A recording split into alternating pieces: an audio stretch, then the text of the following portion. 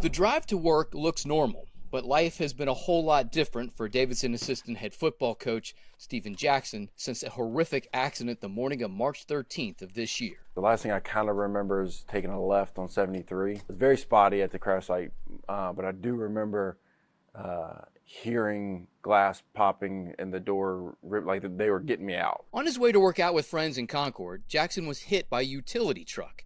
His jaw was broken in 2 places, his right leg shattered, injuries to his hip and pelvic region, but the worst was torn intestines and a torn aorta in his heart.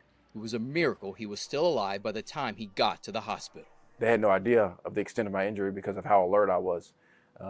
They had no idea that I was dying, right? I went in for my first surgery for torn intestines, and when they cut me open, they saw that I was heavily internally bleeding. As he awoke from that first surgery, Jackson turned to the nurse and asked about the condition of the other driver and was told they were okay. He then noticed he had no feeling from his waist down and asked the obvious question. And then the next thing I asked was, am I paralyzed? And she looked at me and she didn't answer the question directly. She just looked at me. She says, no matter what, you will be able to have a fully independent life. Learning you're paralyzed from the waist down is devastating for anyone. But for those who know Jackson and his family, they'll tell you there was no time for a pity party. His exact comment to the doctor at that point, well, if that's the plan God has for me, hey, let's get me out of here. Let me start working on my life. Davidson head coach Scott Abel has known Jackson since the 6th grade. There was no one that walked in to see Steven, whether they were nurses or doctors or friends and family, that he didn't pray with them, right? And he's praying for them. Doesn't mean you didn't have bad moments or dark times, right? I did, but I attacked it with positivity. I stayed grounded in my gratitude.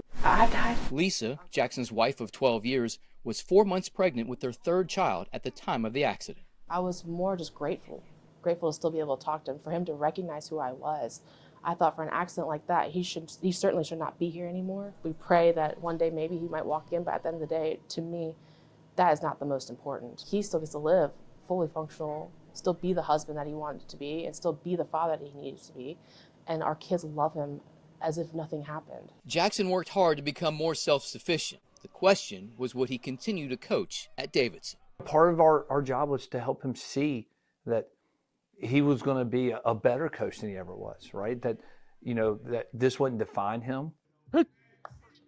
Good, Micah. Good, Micah. Good, Micah. Here we go. Well, as you can see, Coach Jackson back on the field, really back where he belongs.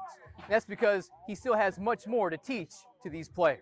My impact will be greater, not because of the situation, because of the perspective that I now have. I think this process has really allowed me to kind of enjoy the journey and see the treasure that's along the journey, and not just at the end.